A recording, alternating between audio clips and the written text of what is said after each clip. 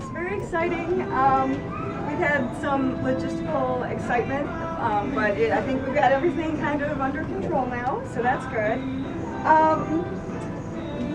I just want to make one quick, public service type announcement here. So, this is the book that came out Halloween. This is the second book in the series. Moonlight Medicine. Epidemic. And then the books that they ordered for purchase today in the store are this one, which is the first book. So if you wanted to buy a book and get it signed today, hopefully you don't already have a copy of the first one. And these two precious ones here are actually prizes. So you do have the opportunity of winning the actual book today. So that's my public service announcement. And she did recommend, if you were going to purchase a book, to purchase it before you get it signed, because if you do get it signed before you purchase it and then you purchase it, you can't return it. So that's the way that works.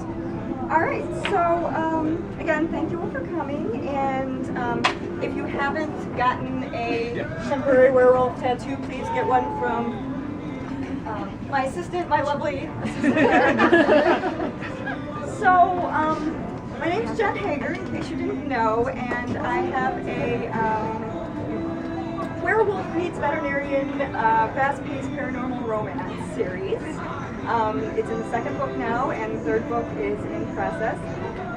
And I like to think of myself as a larval writer. It's a term that was kind of coined at a convention that we were at recently. Well, actually a few years ago, and I think it's really appropriate because when you first start off writing, you really do kind of feel like a worm.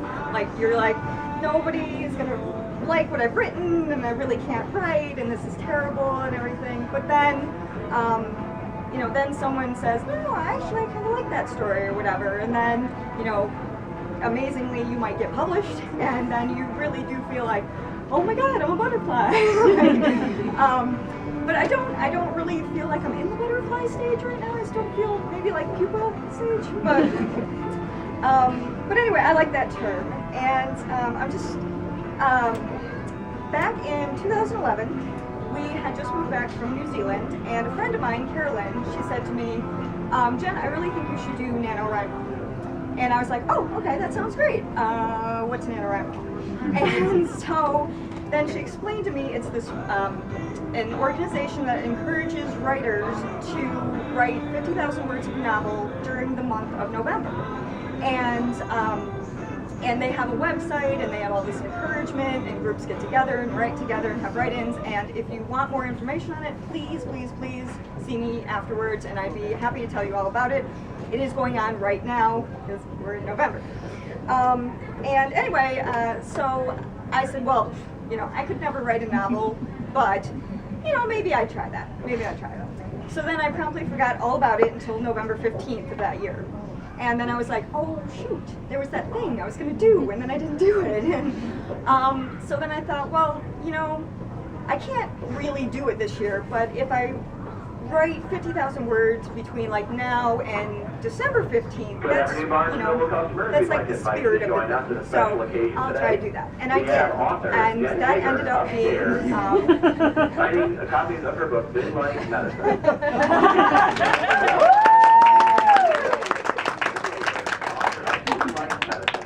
Upstairs in our house porch. Have a pleasant afternoon.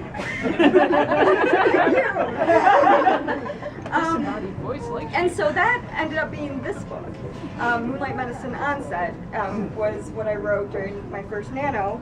And when I originally wrote it, I didn't do any punctuation or paragraphs or anything like that. I just got the words on the page, and then I was so excited that I'd written it, I sent it to people to read. And don't do that, please. It's such a bad idea, it's so mean. And a lot of those people did not get back to me, which is good, because it would have been terrible feedback. And then my husband, who's now my editor-in-chief and my support structure and everything, he, give a big round of applause. He said, sweetie, maybe we might want to do some editing though. Maybe break into paragraphs, maybe put in punctuation. So we did that. And then I said, well, heck, I have this novel now. Why don't I send it out? So I contacted a few small presses. And one of them, amazingly, Crowded Quarantine Publications, who is actually a small press out of the UK, they got back to me and they said, yeah, we'd love to publish this. And I was gobsmacked, I think is the word. So that was very exciting. And so then we were working on editing it and getting the contract signed and everything. And then November rolled around again, but this time I was ready for it. And I had already thought that this was going to be a trilogy, so I knew what I was going to write, and that ended up being this book here. And so, and then, I don't know if any of you have had this experience where you have done a project, and it's all done, and it's in the can, like at work or at school or something like that. There's nothing you can do about it. It's handed in, and then you're like flipping through it, and you're like, oops. Because that's kind of what happened a little bit with Onset. Like, I don't read it, I don't open it, I don't look at it anymore because we did a lot more editing on Moonlight, Medicine, Epidemic, and it's a lot. I don't want to say, you know, don't buy this or whatever, because that's the first book, and you know, it leads you into everything. But we did a lot more work on Epidemic because we learned from what we've done, and then. I also kind of had the writing bug, but I was a little tired of werewolves, so I also wrote another novel during the summer of 2013, and that has nothing to do with werewolves, and hopefully that'll be published someday. And then come 2013 NaNoWriMo, I wrote the last book in the series, Moonlight, Medicine, Inoculation, although I'm not going to lie, that one's not done yet. But I do have a sneak peek chapter for you anyway. That I'll be reading very shortly, and then here we are, and it's very exciting. You know, I'm very excited to be here, and like I said, Nano is going on. Nano 2014 is going on right now, and I'm writing another book that is a YA dystopia, and hopefully someday that will also be published. So that'll be exciting. And now I'm going to open it up just for a few minutes to any questions that you might have for me about the books or how I got started in writing or anything in general. Why I'm talking this Well, I'm just curious. You said your husband is doing the editing now? Yes. So the publisher is really a small press. They don't really have an editor on staff? Or it's really, he does it up front before? Yeah, we do a lot of editing up front. He does a lot of editing up front, and they have done a little bit of editing on the backside, but yeah, they're quite small. So they don't do a ton of editing, but they do a lot of promotion for me over in the UK. So that's very exciting.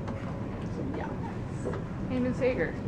So if we are so unlucky as to not win one of the 2 copies of the new book, which you have here today, how would we go about purchasing them? Yes, that is an excellent question. Thank you, Rachel. My book is available on BarnesandNoble.com. It's available at Amazon.com. And as far as I know, any other .com where you can purchase a book.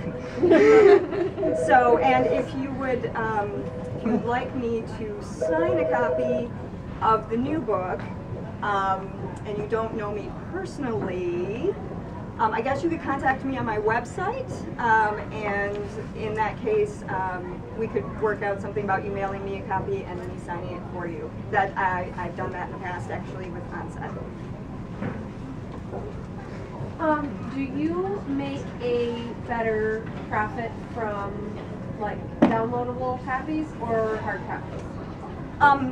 The one drawback of having my publisher be in the UK is that the paper copies are a bit more expensive than normal paperbacks in the US would be.